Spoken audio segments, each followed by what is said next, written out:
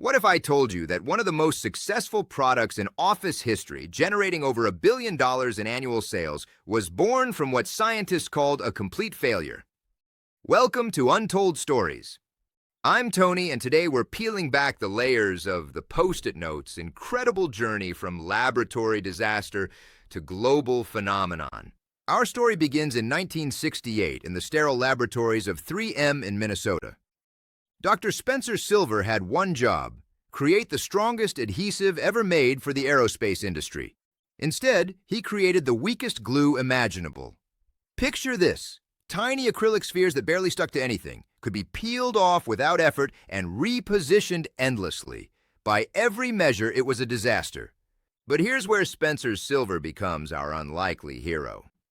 For 5 entire years, he refused to give up.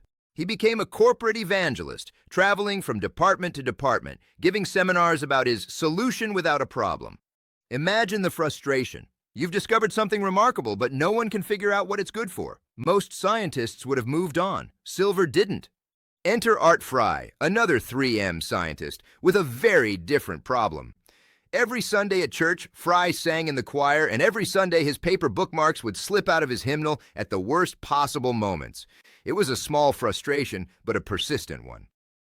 Then came Tuesday morning, 1974.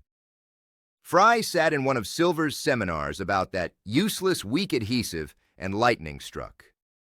What if, Fry thought, you put this glue on paper to create a bookmark that sticks but doesn't fall out? It was one of those beautiful moments where a solution finally finds its problem. Using 3M's policy that allowed employees 15% personal project time, Fry started experimenting. But then came the second breakthrough, the one that changed everything. Fry and his colleagues weren't just using these sticky papers as bookmarks, they were writing messages on them, sticking them to reports, leaving notes for each other. The product wasn't the bookmark, it was the communication tool. Fast forward to 1977, and 3M launched Press and Peel in 4 test cities. It was a spectacular failure. Consumers had no idea what it was or why they needed it. This is where the story gets brilliant. Refusing to give up, 3M executives hatched a plan that sounds crazy even today: the Boise Blitz. In 1979, they descended on Boise, Idaho, and gave away free samples of the newly renamed Post-it note to every single office worker in the city. The strategy was simple: let people experience it themselves. And it worked like magic. Once people used those little yellow squares, they were hooked. They started sharing them with colleagues, creating what 3M called analog virality, decades before anyone knew what viral meant. People who got free samples went back to their companies demanding more. The physical act of leaving a note became contagious.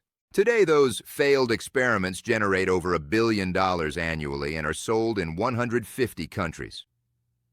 The Post-it note teaches us that innovation isn't always about creating something new.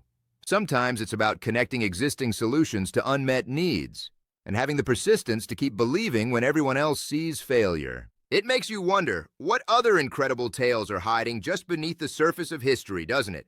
If you want to uncover more stories like this, make sure to follow or subscribe to Untold Stories right where you're listening. And if you have a story you think the world needs to hear, share it with me in the comments or reviews. Your suggestion might be our next episode. If you believe every person has a story, you belong here. Follow for more.